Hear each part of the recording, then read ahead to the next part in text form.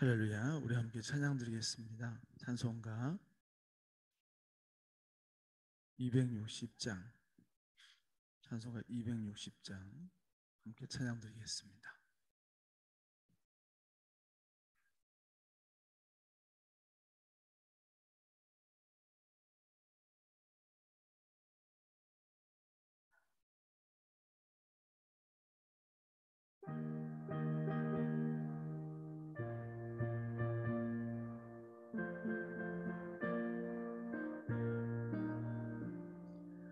우리를 죄에서 구하시려 주 예수 십자가 지셨으니 기쁘게 부르세 할렐루야.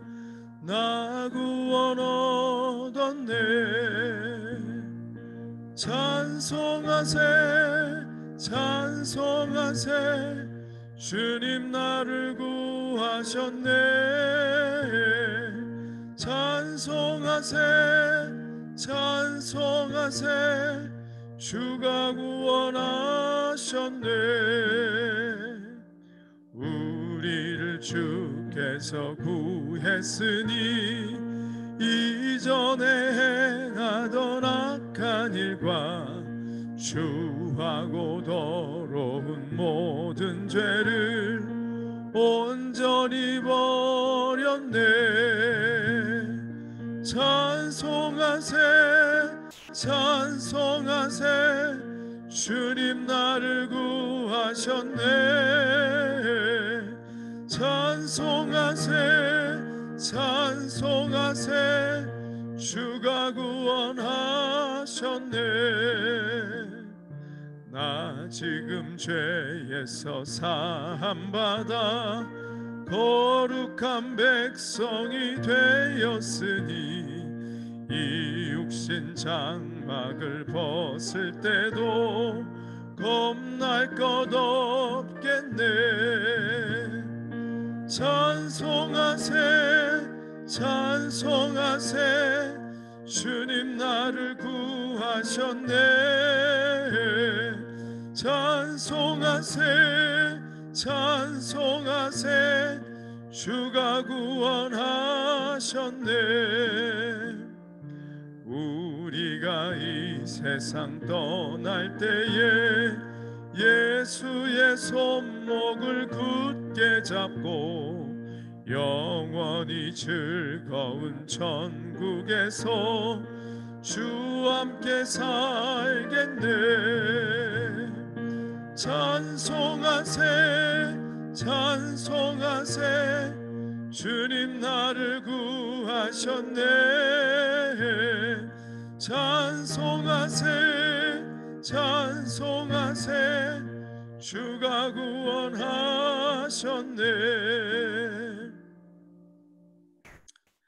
다 함께 사도신경으로 신앙 고백 드리겠습니다. 나는 전능하신 아버지 하나님 천지의 창조주를 믿습니다. 나는 그의 유일하신 아들 우리 주 예수 그리스도를 믿습니다. 그는 성령으로 잉태되어 동정녀 마리아에게서 나시고 본디오 빌라도에게 고난을 받아 십자가에 못 박혀 죽으시고 장사된 지 사흘 만에 죽은 자 가운데서 다시 살아나셨으며 하늘에 오르시어 전능하신 아버지 하나님 우편에 앉아 계시다가 거기로부터 살아있는 자와 죽은 자를 심판하러 오십니다. 나는 성령을 믿으며 거룩한 공교회와 성도의 교제와 죄를 용서받는 것과 몸의 부활과 영생을 믿습니다. 아멘. 우리 다 함께 찬송 드리겠습니다. 찬송가 259장 함께 찬양 드리겠습니다.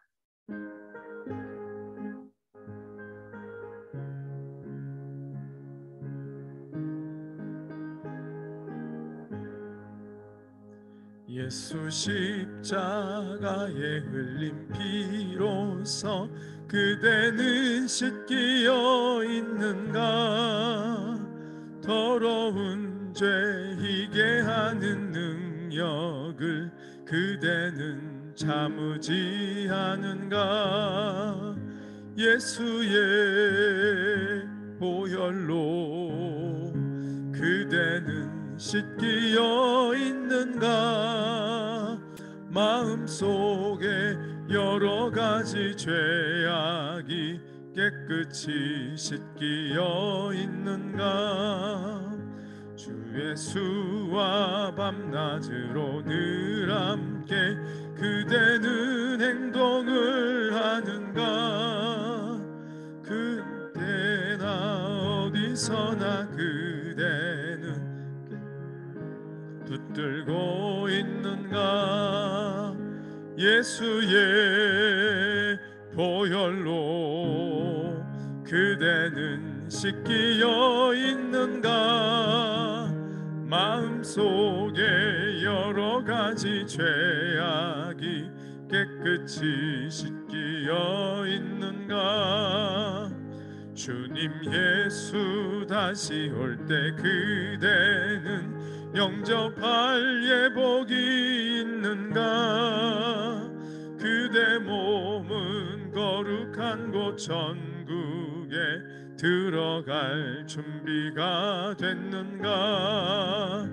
예수의 보혈로 그대는 씻기어 있는가?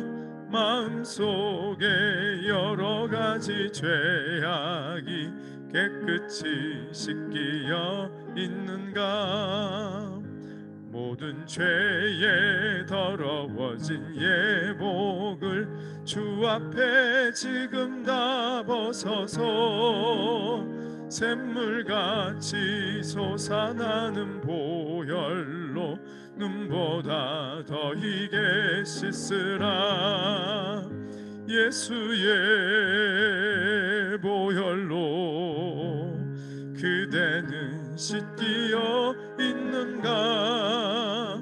마음속에 여러 가지 죄악이 깨끗이 씻기어 있는가? 기도드리겠습니다. 할렐루야.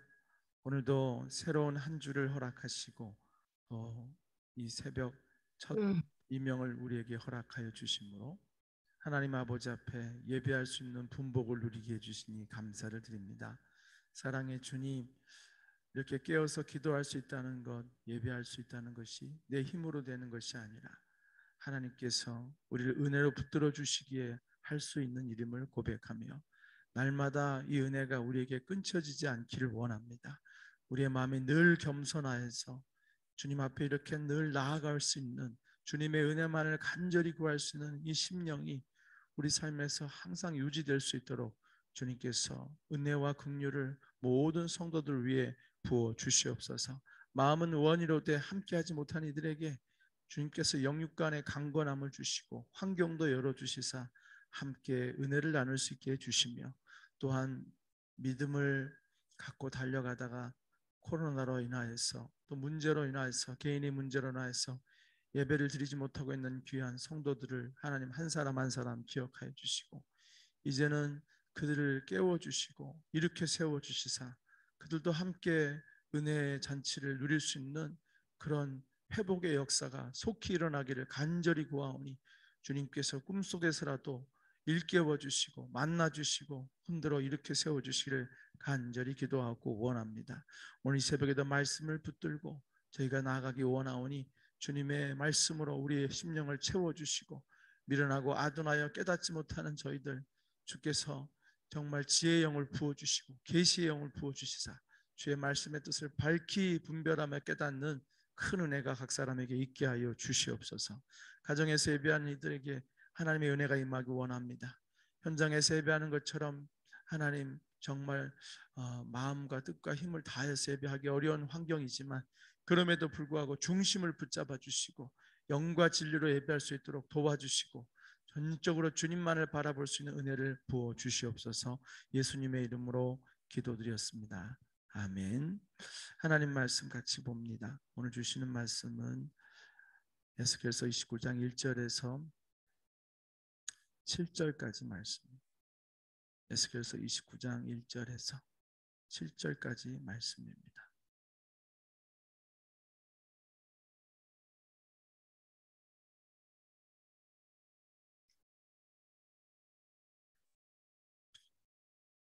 합독해 읽겠습니다. 열째 해 열째 달 열두째 달에 여호와의 말씀이 내게 임하여 이르시되 인자야 너는 애굽의 바로 왕과 온 애굽으로 얼굴을 향하고 예언하라. 너는 말하여 이르기를 주 여호와께서 이같이 말씀하시되 애굽의 바로 왕이여 내가 너를 대적하노라. 너는 자기의 강들 가운데 누운 큰 악어라. 스스로 이르기를 나의 이 강은 내 것이라. 내가 나를 위하여 만들었다 하는도다. 내가 갈고리로 내 아가미를 꿰고 너의 강의 고기가 내 비늘에 붙게 하고 내 비늘에 붙은 강의 모든 고기가 너와 함께 너를 너의 강들 가운데서 끌어내고 너와 너의 강의 모든 고기를 들에 던지리니 내가 지면에 떨어지고 다시는 거두거나 모으지 못할 것은 내가 너를 들짐승과 공중의 새의 먹이로 주었습니다. 애굽의 모든 주민이 내가 여호와인 줄을 알리라. 애굽은 본래 이스라엘 족속에게 갈대의 지팡이라. 그들이 너를 손으로 잡은즉 내가 부러져서 그들의 모든 어깨를 찢었고 그들이 너를 의지한즉 내가 부러져서 그들의 모든 허리가 흔들리게 하였느니라. 아멘. 할렐루야. 새로운 한 주가 시작됐습니다. 날마다 은혜 속에서 살아가는 하루하루 승리의 날 되시길 축복합니다. 오늘 함께 보신 본문에서는 애굽을 향한 이제 에스겔을 통한 예언의 말씀이 나오고 있습니다. 얼마 전까지 우리가 한 주 내내 두로에 대한 예언을 함께 들었죠. 기억이 나십니까? 일주일 내내 했기 때문에 반복된 효과도 있어서 기억이 날 거라고 생각이 됩니다. 두로가 무역으로 부흥하고 번성하고 발전한 부국이 되었다는 말씀 드렸지만 애굽과 비교한다면 사실은 비교거리가 되지 않을 만큼 애굽은 차원이 다른 그런 강대국입니다. 당시 세계를 그 당시 근동을 제패했던 왕이고 지금으로 얘기한다면 굳이 얘기한다면 미국이라고 생각하시면 좋을 것 같습니다. 그렇게 엄청난 힘을 가졌던 그래서 많은 자들이 이스라엘도 끊임없이 애굽의 힘을 의지하려고 했었던 그런 강한 힘을 가진 나라 세상을 호령하던 나라가 바로 애굽이라고 할 수가 있습니다. 이렇게 오늘 애굽에 대해서 예언을 하는데 말씀하십니다. 인자야 2절 이하에 너는 애굽의 바로 왕과 온 애굽으로 얼굴을 향하고 예언하라. 너는 말하여 이르기를 주 여호와께서 이같이 말씀하시되 애굽의 바로 왕이여 내가 너를 대적하노라. 너는 자기의 강들 가운데 누운 큰 악어라. 스스로 이르기를 나의 이 강은 내 것이라. 내가 나를 위하여 만들었다 하는 도다. 이렇게 말하죠. 애굽의 죄에 대해서 바로의 죄에 대해서 하나님께서 에스겔을 통하여 지적하는 것은 스스로 이르기를 이 강은 내 것이라. 이 강이라는 것은 이제 작게는 애굽이지만 애굽이 통치하고 있는 애굽의 세력이 미치는 모든 세력권 안에 있는 나라들을 포함하는 것입니다. 이게 다 내 거다라는 것이죠. 더 나아가서 내가 너를 위하여 내가 나를 위하여 만들었다. 이게 창조주의 노릇을 하는 거예요. 실제로 애굽에서는 바로 왕을 바로는 애굽 왕의 그 공식적인 명칭이잖아요. 개인의 이름이 아니라 공식명. 애굽의 왕은 파로호가 애굽의 왕인데 그 애굽의 왕 파로호는 애굽에서 이집트에서 신적인 존재였다. 수많은 신들이 애굽에는 잡신들이 많거든요. 풍뎅이 신. 풍뎅이가 신인 것은 그게 태양의 형상을 닮았기 때문에 태양 형상. 애굽에서 가장 위대한 신 중에 하나는 태양신. 그 태양신과 거의 동격으로 여기는 받는 게 바로 바로왕. 바로는 스스로 신으로 군림했던 자예요. 그거를 빗대어서 말씀하시는 거예요. 바로 스스로가 신이 되어서 바로를 단지 왕으로 섬기는 게 아니라 신으로 섬기게끔 그렇게 신격화시켰다는 것입니다. 그래서 오늘 본문 말씀은 내가 나를 위하여 만들었도다. 이 세상을 내가 만든 신처럼 신노릇을 하고 있다는 것입니다. 그렇기 때문에 하나님께서 그에게 붙어있는 비늘에 붙은 강의 모든 고기와 함께 너를 너의 강들 가운데서 끌어내고 너와 너의 강의 모든 고기를 들에 던지리니 내가 지면에 떨어지고 다시는 거두거나 모으거나 모으지 못할 것은 내가 너를 들짐승과 공중의 새의 먹이로 주었음이라. 이렇게 말씀하고 계십니다. 사랑하는 여러분, 결국 하나님께서 지적하고 있는 것은 이 세상의 주인은 오직 하나님 한 분이시라는 거예요. 로드십에 대해서 말씀하고 계시는 거예요. 이게 우리들도 끊임없이 걸려 넘어지는 거예요. 내 인생의 주인은 하나님이신데 내가 자꾸 주인이 되려고 하는 거예요. 여러분이 지금 누리고 있는 모든 것을 여러분이 했다고 생각하는 거, 어떻게 그런 일이 있냐고 할 수 있겠지만 사실 우리가 자주 걸려 넘어지는 일입니다. 다 내가 했다고 생각해요. 하나님이 이 모든 것을 줬다라고 온전히 고백하지 못하는 게 우리의 모습이에요. 내 삶의 모든 것이 온전히 주의 것입니다라는 그 고백이 안 되는 것이죠. 그래서 사람이 두 주인을 섬기지 못한다고 주님 말씀하셨는데, 하나님 한 분만을 섬겨야 되는데 끊임없이 자신을 쫓고 육체의 정욕을 쫓고 세상을 쫓아 사는 거예요. 여기 지금은 애굽에 대해서 예언하고 있지만은 그 다니엘서를 보면은 느부갓네살 왕이 나오죠. 그 느부갓네살 왕은 바벨론의 왕 중에서 가장 위대한 왕 중에 하나예요. 그 느부갓네살 왕이 나중에 자기를 신격화하잖아요. 금신상을 만들고 절하게 하잖아요. 그 다니엘의 예언을 통해서 느부갓네살 왕에게 어떤 일이 이루어집니까? 그가 어느 날 정신이 나가버리잖아요. 이건 미리 예언된 말씀이에요. 환상을 통해서 다니엘로 하여금 그에게 해석하게 해줬던 내용이라서 느부갓네살도 알고 있어요. 근데 그 일이 진짜 일어난 거예요. 정신이 빠져버리고 짐승이 돼버리잖아요. 짐승 같은 존재가 돼서 그렇게 자신을 신격화하고 엄청난 위협을 이뤘거든요. 대단한 제국을 이뤘어요. 그래서 정말 높을 대로 높아졌던, 모든 걸 내가 만들었고 실제로 그렇거든요. 다니엘서를 보면 이 모든 것을 다 자기가 이렇게 세운 제국으로 스스로 흠뻑 취하여 있는 것이죠.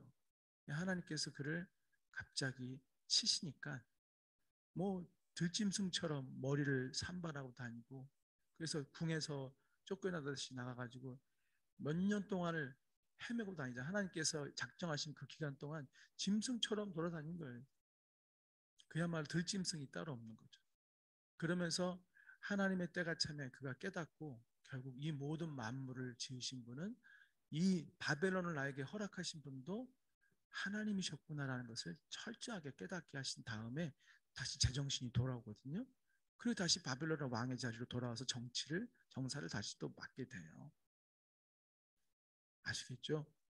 하나님께서 그걸 통해서 주신 것은 바벨론의 왕이라 할지라도 하나님이 세우면 있는 것이고 하나님이 끌어내리면 내려오는 거예요. 하나님이 바벨론을 심판하겠다고 하면은 애굽의 바로가 그 강가에 큰 악어였던 것처럼, 그리고 그 백성들은 그 비닐에 붙어있는 물고기였던 것처럼 한꺼번에 다 끄집어내서 내동댕이 치시겠다는 얘기잖아요. 그리고 들짐승의 먹이가 되겠다고 하잖아요. 결국 나중에 애굽도 그렇게 다 망하고, 그렇죠? 다 아무것도 아닌 존재로 드러나고 만. 오늘 이 애굽에 대한 얘기가 단지 애굽의 역사에 대해서 얘기하고자 하는 바가 아닐 거예요. 하나님께서 이것을 오늘의 말씀으로 우리가 경청할 수밖에 없는 것은 이것이 애굽의 역사를 얘기하는 히스토리를 얘기하고자 하는 것이 아니라 오늘 나의 삶의 얘기를 주님께서 말씀하시려고 하시는 거예요. 오늘도 우리는 우리 삶의 주인이 나인 것처럼 그렇게 스스로를 주장하고 살아갈 때가 많습니다. 그것이 대표적인 게 뭐냐면은 우리가 참 하나님 앞에 맡기지를 못하는 거예요. 하나님 앞에 맡기고 살아가야 되는데 너무 염려와 근심이 많은 거예요. 무엇 먹을까? 그렇죠? 무엇 입을까? 또 무엇 마실까? 이런 염려 속에 살아가는 거예요. 뭐라고 말씀하세요? 공중의 새도 들의 백합화도 하나님 먹이시고 입히시는데 하물며 너일까 보냐 그러잖아요. 그 근심하고 염려하는 것 자체가 내가 뭘 하겠다는 거예요. 내가 뭘 해야만 될 것 같다는 생각 속에 있으니까 그렇게 두려워하는 거예요. 갓난아이는 그런 것 때문에 염려하지 않습니다. 부모가 다 돌보니까. 그렇죠? 사랑하는 여러분, 오늘 여러분 마음속에 어떤 염려가 있으시고 어떤 근심과 어떤 애씀이 있으세요? 어떤 열심히 노력하는 무언가가 있습니까? 저도 요즘 이런저런 생각을 참 많이 하며 궁리를 많이 해요. 어제도 둘째를 대전에 데려다주고 오면서도 머릿속에 가득한 생각이 어떡하지 생각이 계속 나는 거예요. 어떤 선택을 해야 될까? 여러 가지 경우의 수를 놓고 고민을 하는데 제 마음 한편에서는 어떤 음성이 들리냐면 그렇게 네가 최선을 한다고 해서 과연 될까? 그 선택이 좋은 결과를 낼 수 있을까? 마음 한구석에서는 하나님이 하지 않는다면 아무것도 안 되지 않겠어. 그 생각이 여기 있는 거예요. 그러니까 결정을 못 하겠어요. 이거다라고 딱 결정을 못 하겠다는 거예요. 얼마든지 그 중에 하나 선택해서 하면 되는데 못 하겠더라고요. 결국 뭘 해야겠어요? 교회에 도착하면 성전에 올라가서 기도해야겠다. 하나님께 맡겨야겠다. 좀 더 시간을 갖자. 하나님이 하셔야 되는 일이다. 그 생각으로 결국은 마음을 다시 정리를 하게 되는 거예요. 그 몇 가지의 경우에서 다 제가 할 수 있는 것들이에요. 그냥 하면 돼요. 근데 제 마음속에 그렇게 해서 과연 네가 원하는 결과가 나올 수 있겠는가? 하나님이 하지 않는다면, 하나님이 역사하지 않는다면 그 셋 중에 어떤 것이 가장 좋은 방법일지 몰라도 그거 선택해도 되지 않을 것이라는 것이 말씀이 있기 때문에 그런 생각이 나는 거예요. 누구나 다 그 말씀들을 가지고 체험을 한 사람들은 이런 생각이 들 수밖에 없을 거예요. 사랑하는 여러분, 우리 인생의 주인은 하나님이세요. 그것을 우리가 잊지 않기를 바랍니다. 항상 그분의 주권을 인정합니다. 지혜의 말씀인 잠언에서도 너는 범사의 그를 인정하라. 그리하면 그가 내 길을 지도하시리라 말씀하고 계시잖아요. 범사의 그를 인정하라는 게 뭐예요? 네 삶의 주인은 하나님이시다. 네 삶의 인도자는 하나님이시다. 그걸 인정하라는 거예요. 이게 되게 인정이 어려워요. 본능적으로 아담의 죄성이 내가 하나님 되고자 하는 게 아담의 죄성이잖아요. 아담이 선악과 먹고 난 다음에 이 속에 자리 잡은 게 뭐예요? 내가 하나님, 내 인생의 주인은 나. 그게 우리 속에 피 속에 흐르고 있어요. 예수의 보혈이 씻어내기 전에는 오늘 찬송을 불렀잖아요. 예복을 벗어버리고 모든 죄에 더러워진 예복을 벗어버리고 그 예복이 뭐겠어요? 내가 하려고 한 뭐 구체적인 도덕적인 죄이기 이전에 근본적으로 내가 주인 되어 살아온 삶의 내용이 예복인 거예요. 그걸 벗어버리고 마지막에 4절 보면 모든 죄에 더러워진 예복을 주 앞에 지금 다 벗어서 샘물같이 솟아나는 보혈로 더 희게 쓰으라. 예수의 보혈로 그대는 씻기어 있는가. 오직 예수 그리스도를 주인으로 삼는 그것이 진정한 우리의 예복인 거예요. 수많은 사람이 콜링을 받고 전도를 받고 부름을 받고 교회를 옵니다.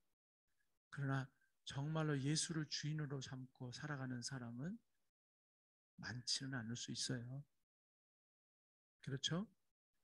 정말로 예수 그리스도의 주인 되심과 그의 십자가의 죽음으로 내 죄가 사해졌다고 온전히 믿고 그래서 나는 예수께서 피로 산 존재라는 것, 피값으로 산 예수의 것이라는 것, 이 믿음이 바로 나의 예복인데 아직도 교회 다니면서 봉사를 많이 해서 헌금을 많이 해서 구원받으리라는 생각, 그렇죠?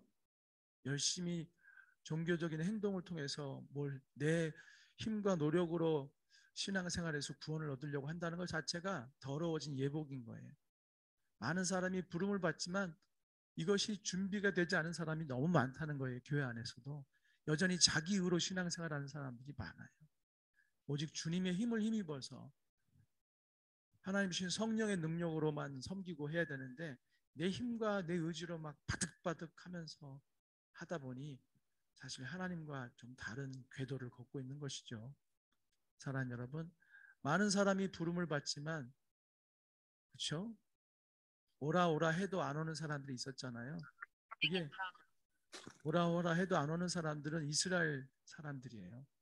수많은 선지자를 통해서 하나님께로 돌아오라 돌아오라 해도 안 오잖아요. 선지자를 죽이면서까지. 그러니까 사거리로 나가서 많은 사람들에게 오라고 하잖아요. 그게 뭐예요? 이제 이스라엘 백성이 아니라 모든 열방에 있는 사람들에게 예수가 전파되어서 부르는 거예요. 열방의 사람들을 향하여서 부르심의 역사가 일어나고 있는 거예요. 그 가운데 듣고 소식을 듣고 나오지만 온전한 믿음을 가진 사람은 그 중에서도 또 따로 있다는 것이죠. 정말 예수 그리스도의 주인 되심을 믿고 따라가는 사람들은 따로 있어요. 안타까운 얘기지만 제가 신앙생활하면서도 어떤 성도님들은 보면은 걱정되는 분들도 있습니다. 과연 저 믿음으로 구원받을 수 있을까? 근데 이게 정말로 이게 안 돼요. 수없이 말씀을 전해보고 가르쳐 드려도 결국은 그 자리로 돌아가서 기복으로 먹는 기복. 전적으로 하나님의 주인 되심을 인정하지 못하고 무엇을 위한 신앙생활을 하고 있는 분들이 계세요. 그런 분들이 없다라고 말하고 싶은데 안타깝게도 그러고 계신 분들이 계시단 말이에요. 나중에 주님 앞에 섰을 때 성경에 나온 것처럼 예복을 어디다 두고 왔느냐라고 말씀하실 거예요. 결국 그 예복 없음을 인하여서 교회는 다녔지만 구원받지 못하는 사람들도 있을 수 있다는 것입니다. 여러분, 주여 주여 하는 자마다 다 천국에 갈 것이 아니라 정말로 주인으로 섬기는 자들만 천국에 갈 수 있는 것입니다. 그 첫 번째가 모든 염려와 근심을 하나님께 맡기세요. 내 생각과 내 방법과 내 의지와 내 실력이 아니라 그분의 힘으로 하셔야 돼요. 나는 여전히 죄인인 뿐임을 고백하면서 예수의 십자가와 그의 보혈만을 의지하여 나의 의를 십자가를 통해서 드러내는 자들이 되길 바라요. 내 노력과 공로가 아니라 예수의 십자가로 내가 의로워져서 그거밖에 없음을 고백하고 나는 여전히 죄인일 뿐임을 고백하며 주님 없이는 살 수 없는 존재라고 고백하는 수많은 수단 중에 내가 잘 먹고 잘 살기 위해 내가 편안하기 위한 수많은 수단 중에 하나가 예수 믿는 것이 되는 것이 아니라 예수만이 길이요 진리요 생명이라고 고백할 수 있는 그 믿음만이 우리를 구원에 이르게 하는 믿음이며 다른 이로서는 구원을 받을 수 없나니 천하인간의 구원에 이를 만한 이름을 주신 적이 없다라고 말씀하고 계시잖아요. 그렇죠? 사랑하는 여러분, 오늘 주인 얘기하다 여기까지 왔어요. 어, 바로가 저지른 이것이 참 악하게 보이고 가소로워 보일지 모르겠지만 어떻게 인간이 자기가 하나님이라고 그러지?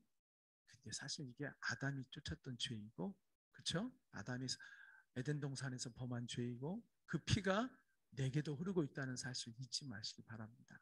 예수의 피가 아니면 그 죄는 언제든지 우리 안에서 꿈틀거리고 내가 주인 되어서 자녀도 하나님께 맡기기보다는 내가 자녀의 길을 막 만들어 가려고 막 애를 쓰고 자녀의 성공을 위해서는 하나님의 뜻보다는 그 성공을 위한 모든 필요 충분 조건을 채우기에 힘쓰는 것, 이게 똑같이 역시 하나님을 주인으로 인정하지 않는 모습이에요. 이런 일들이 우리 삶에 많이 있다는 것입니다. 묻고 또 묻고 물으며 가야 되는 것이죠. 우리 6절 이하를 보면은 6, 7절을 보면은 애굽의 모든 주민이 내가 여호와인 줄을 알리라. 애굽은 본래 이스라엘 족속에게 갈대 지팡이라. 그들이 너를 손으로 잡은즉 내가 부러져서 그들의 모든 어깨를 찢었고 그들이 너를 의지한즉 내가 부러져서 그들의 모든 허리가 흔들리게 하였느니라. 자, 이번에는 애굽을 지팡이로 표현합니다. 그래서 그 지팡이를 이스라엘 족속에게 의지했다는 것이죠. 그렇죠? 6절 하반절에 보면 애굽은 본래 이스라엘 족속에게 갈대 지팡이라. 여러분, 지팡이는 이 기력이 딸리고 몸이 불편한 사람들이 어, 보행을 위해서 짚는 게 지팡이잖아요. 이 지팡이가 체중을 실어주는 건데 체중을 싣고 이렇게 균형을 잡고 가는 건데 그 지팡이가 갈대면 어떻게 되겠어요? 갈대가 약하잖아요. 갈대, 그러니까 여자의 마음은 갈대다라는 말도 하잖아요. 왔다리 갔다리 흔들린다고. 근데 이건 흔들리는 차원이 아니라 의지하면 뚝 부러지는 거죠. 그냥 부러지는 게 아니라 부러지면서 날카로운 부분이 생겨서 그게 기댔던 사람을 찌른다는 거예요. 말씀의 뜻이 뭔지 알겠죠? 갈대 지팡이는 거기를 의지해서 자신의 삶을 맡기는 사람, 몸뚱이를 맡기는 사람에게 뚝 부러지면서 오히려 자신을 뚫고 가시처럼 찌르고 피를 흘리게 하고 다치게 하는 그런 갈대 지팡이일 뿐이라는 거예요. 그래서 애굽을 의지하려 했던 그 이스라엘이 계속 당하는 거예요. 유다의 마지막 역사의 마지막 끝자락 부분 가면은 애굽을 의지하려고 했다가 결국 눈이 그 바벨론의 왕에게 오히려 뭐예요? 그들이 다시 쳐들어와서 치고 또 핍박하고 뺏어가지 않습니까? 애굽을 의지해서 어떻게 국면을 타개해 보려고 했다가 오히려 더 고통을 받는 거예요. 사랑하는 여러분, 앞부분에서 드렸던 말씀과 같은 맥락입니다. 하나님이 아닌 것을 의지한다는 것, 여기서 애굽에 해당하는 게 성도들에게는 참 많이 있을 것 같아요. 자신의 지식도 역시 갈대 지팡이와 같은 것이고, 그렇죠? 내 경험도 우리가 의지할 수 있는 아주 중요한 지팡이 중에 하나예요. 여러분 어떤 걸 선택할 때 뭘 많이 의지하세요? 여러분 경험했던 거 의지하잖아요. 경험에 비추어서 선택하고 행동하지 않습니까? 이 속에 들어있는 거 가지고 의지해서 선택하고 결정하고 나가잖아요. 그렇죠? 사람을 의지할 때 많죠. 여러분 힘들 때 누구 찾으세요? 힘들 때 누구에게 전화하세요? 그 사람이 어쩌면 여러분에게 갈대지팡일 수도 있어요. 어떨 때는 도움이 될 수도 있어요. 근데 하나님을 의지해야 할 때 그 사람을 먼저 찾고 그 사람에게 더 마음을 쏟고 있다고 한다면 그것 때문에 오히려 시험 들 수도 있어요. 그것 때문에 실족할 수도 있다고요. 이런 일들이 우리 삶에도 많이 있어요. 이 얘기가 그냥 뜬구름 잡는 얘기가 아니라 실제 우리에게 있을 수 있는 일입니다. 사랑 여러분, 사람마다 갈대지팡이 애굽이 다 각각일 거라고 생각이 됩니다. 여러분에게 갈대지팡이는 뭡니까? 어려우면 의지하는 것. 혹시 여러분 인생을 돈에 의지하십니까? 그래서 돈이 있어야지 안전하지. 돈만 있으면 될 거야. 이런 거 해결할 수 있어. 돈이 갈대지팡이 되는 거예요. 그렇죠? 돈 때문에 망하는 것이죠. 말씀을 마치겠습니다. 오늘 우리가 하나님에 의지하는 그 모든 것은 우리를 찌르는 갈대지팡이가 될 수 있다는 것이 오늘 주님께서 우리 주신 경고의 메시지예요. 너는 지금 무엇을 의지하느냐? 오직 주 여호와 하나님을 의지하고 그의 말씀만을 의지해서 가시기를 주의 이름으로 축원합니다. 그것이 세상에 보기에 미련해 보이고 답답해 보일지라도 하나님의 미련한 것이 세상에 지혜로운 것보다 더 지혜롭다고 말씀하시잖아요. 그렇죠? 여러분의 의지하는 일은 오직 주 예수 그리스도, 그분의 생명의 말씀, 그것만 의지하시고 또 오해하지 마시기 바래요. 그 주님의 말씀이 때로는 믿음의 지체들을 통해서 내게 올 수 있다는 것은 인정해요. 무슨 얘기인지 알겠죠? 우리가 믿음의 사람들에게 서로 기도 부탁하는 것조차도 배제하는 것이 아니에요. 왜냐하면 하나님은 그 지체를 들어 쓰시기 때문에 그 지체의 입술을 통해서 하나님의 말씀을 주시기도 하기 때문에 때로 우리는 서로에게서 도움을 받을 수 있어요. 근데 하나님을 제쳐놓으면서까지 누군가를 의지하는 것은 그것은 갈대지팡이가 될 수 있다는 거예요. 이해가 되시죠? 기도하겠습니다. 사랑의 주님, 감사합니다. 오늘도 저희들에게 자칫하면 넘어질 수 있는 하나님 내 인생의 주인이 누구냐는 이 문제, 내가 어렵고 힘들 때 무엇을 의지하느냐 하는 이 문제 앞에서 우리 모두가 나는 안 그렇다라고 쉽게 얘기할 수 없는 우리의 모습임을 주님 앞에 인정합니다. 그러게 오늘도 주님께서 말씀으로 우리를 일깨워 주신 줄 믿습니다. 주께서 일러주신 대로 내 삶의 주인은 오직 한 분, 나의 주 하나님, 내 아버지, 우리 주 예수 그리스도 한 분뿐임을 고백하며 주님만을 의지하고 주의 성령의 인도하심 따라 말씀 쫓아갈 수 있는 저희들 되게 하여 주시옵소서. 험한 것에 마음을 뺏기고 그것을 의지했다가 그것으로 인하여 상함을 당하고 망하는 인생이 되지 않도록 오직 주님만을 바라보고 그의 말씀만 의지하여 나가는 우리 모든 믿음의 식구들 다 되게 하여 주시옵소서. 예수님의 이름으로 기도드렸습니다. 아멘. 주기도문으로 예배를 마칩니다. 하늘에 계신 우리 아버지, 아버지의 이름을 거룩하게 하시며 아버지의 나라가 오게 하시며 아버지의 뜻이 하늘에서와 같이 땅에서도 이루어지게 하소서. 오늘 우리에게 일용할 양식을 주시고 우리가 우리에게 잘못한 사람을 용서해 준 것 같이 우리 죄를 용서하여 주시고 우리를 시험에 빠지지 않게 하시고 악에서 구하소서. 나라와 권세와 영광이 영원히 아버지의 것입니다. 아멘. 오늘도 같이 기도하기를 원합니다. 오늘도 우리 삶에 대해서 주님께서 근원적인 질문을 말씀으로 던져오십니다. 이 질문 앞에 오늘도 주님과 영적으로 대화할 수 있는, 말씀을 통하여 대화하는 시간이 되기를 바라고요. 그런 깊은 묵상의 기도, 말씀 앞에 자신을 세우는 기도의 시간이 되시기를 바랍니다. 아울러서 또 성령께서 그 이후에 떠오르게 하시는 수많은 기도의 제목들을 붙들고 또 온전히 주님을 의지하며 기도하는 이 시간 되기를 바랍니다. 다 함께 주여 한번 부르고 기도하겠습니다. 주여. 하나님 아버지 감사합니다. 오늘도 저희들 주님 앞에서 은혜를 구하며 나가오니 주님께서 지혜하여 역사하시고 인도하여 주시옵소서. 말씀 깊은 곳으로 우리를 인도하여 주시옵소서.